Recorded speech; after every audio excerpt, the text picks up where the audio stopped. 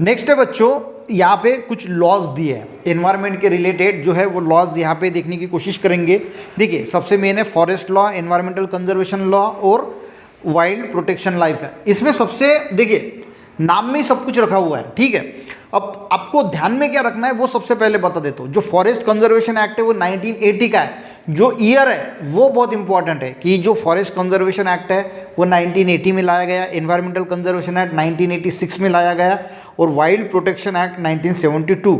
तो ये तीनों लॉ कौन से ईयर में लाए गए वो आपको जो है वो याद रट्टा मार के याद करना होगा कि वाइल्ड प्रोटेक्शन एक्ट जो है वो 1972 है, एनवायरमेंटल प्रोटेक्शन एक्ट 1986 है और फॉरेस्ट कंजर्वेशन 80 है। अब इसमें है कुछ नहीं। देखिए फॉरेस्ट कंजर्वेशन एक्ट है तो वो किसके बारे में रहेगा, सिंपल है कि फॉरेस्ट के बारे में रहेगा। फॉरेस्ट को कंजर्व करने के लिए बनाया गया है। उसमें कुछ लॉज बनाए गए कि क्या क्या अगर कोई करता है, अगर कोई वहाँ पे फॉरेस्ट के जंगल में आपने सुना होगा कि माइनिंग करना, उसकी परमिशन लेनी पड़ती है।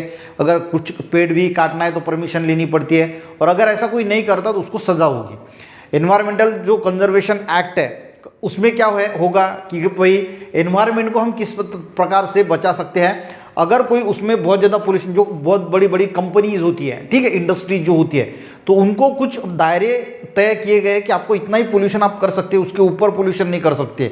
रिवर में अगर कोई पानी छोड़ना है, रिवर के बाजू में है, तो उसको आपको फिल्टर करना होगा, ट्रीटमेंट करना होगा और उसके बाद आप रिवर पे छोड़ सकते हैं। एयर पोल्यूशन में कितना पोल्यूशन आपको परमिसिबल है वो सारे लॉ दिए हैं। उसको अगर आप ब्रेक करते हो तो फिर आपको जो है वो दिक्कत में आ सकते हैं, यानी आपको कुछ पेनल्टी भर सकते हैं या फिर आपको कुछ जो है वो सज़ा भी हो सकती है। उसी प्रकार से जो वाइल्ड प्रोटेक्शन एक्ट है, तो वाइल्ड यानी देखिए कुछ इंडेंजर स्पीसीज है जो ख़त्म हो रही है, तो ऐसी स्पीसीज के लिए अलग है, यानी कुछ अलग दायरे बनाए गए हैं। जो रेयर स्पीसीज है उनको अगर कोई ख़त्म करता है, कोई मारता है, बहुत सारे प्राणी हैं उनको जो है वो उनका हंटिंग नहीं कर सकते। तो ऐसे बहुत सारे जो लॉज बनाए गए वो वाइल्ड प्रोटेक्शन एक्ट में जो है वो बनाए गए। एक बार पढ़ लेते हैं, ईजी है, देखते हैं। देखिए फॉरेस्ट कंजर्वेशन एक्ट सबसे पहले 1980, ये आपको ध्यान में रखना होगा। The land reserve for forest conservation has been prohibited to use by other purpose by this law. जो फॉरेस्ट की जंगल है वो दूसरे किसी यूज़ के लिए, यानी कोई उसमें घर नहीं, यानी मकान नहीं खड़ा कर सकता या फिर उसमें प्लॉट नहीं गिर सकते, तो वो फॉरेस्ट की है तो वो फॉरेस्ट के अंडर ही आएगी।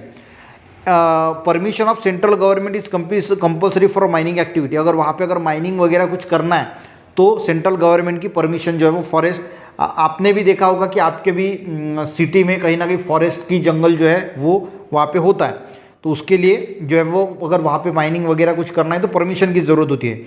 Any person who disobey this law, जो भी इसको फॉलो नहीं करता उसको जो है वो 15 डे की जो है वो पनिशमेंट की जा सकती है।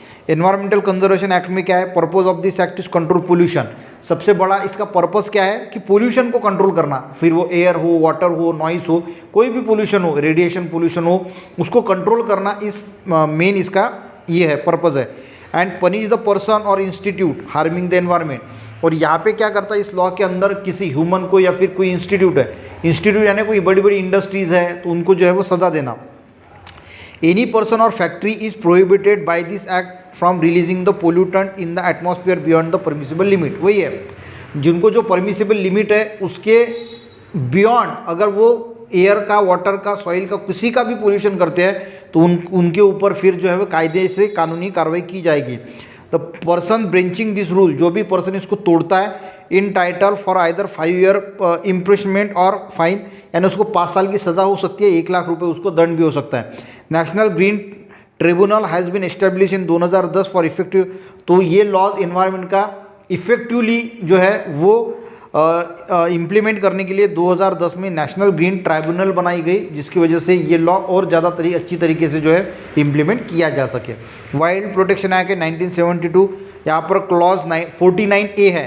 जैसे आपने लॉज जो होते हैं, यानी जो लॉ की स्टडी करते हैं, तो वहाँ पे हम देखते हैं कि सेक्टर या सेक्शन, इसके अंडर ये सज़ा होती है, ये सज़ा होती है। उसी प्रकार से ये है क्लॉज 49A। इसके अंदर क्या है, ट्रेडिंग ऑफ रेयर एनिमल्स, यानी रेयर जो एनिमल उसको बेचना, खरीदना, इसको कंप्लीटली बैन कर दिया है, जो भी रेयर एनिमल है, ठीक है। क्लॉज 49B क्या बोलता है, use the articles prepared from skin और organ of wild animals has been ban. जो वाइल्ड एनिमल्स है उसके स्किन से बनी हुई जो चीज़ें वगैरह है, वो आर्टिकल यूज़ करने के लिए जो है वो बैन बनाया गया है। और as per the clause 49C disclosure of the stock of artefact made from the rare wild animal is compulsory, यानी अगर किसी के पास जो वाइल्ड एनिमल्स हैं उनसे बनी हुई कुछ चीज़ें हैं तो वो आपको जो है वो डिस्क्लोज करनी पड़ेगी, सरकार को बतानी पड़ेगी, आप छुपा नहीं सकते, ठीक है।